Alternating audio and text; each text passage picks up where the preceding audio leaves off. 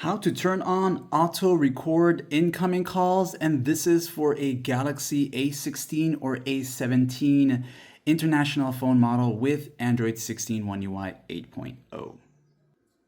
To see if your Samsung phone has call recording, go ahead and make sure you're using the default Samsung Dialer app right here. And as you enter here, you will see three dots at the top right. Whether you're in the contacts, recents, view mode here, or any one of them here, you will see this option here. And you want to go to settings. Let's say you go here and you also have settings as well. All right. So either way, you will be able to get there.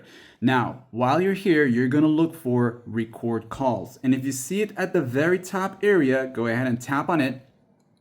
Then you're going to see auto record calls. You can turn it on and off from here or tap on the word itself. I'll show you here. Let me just get a little bit closer so you can see what I'm talking about.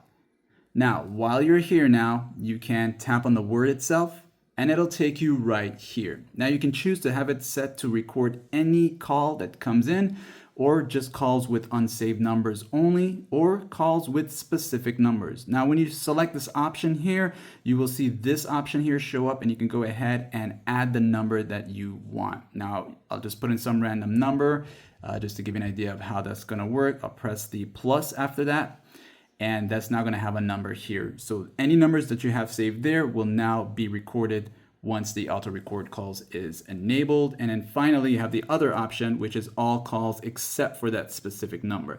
So by selecting this option here, you can go here now and it'll record every call except for the number that you put here. I'll just do this here to show you how that works. So all calls will be recorded except this one here. And that is that. Like and sub, if you want to go back to record all, just go with that, or just turn it off if you don't want it.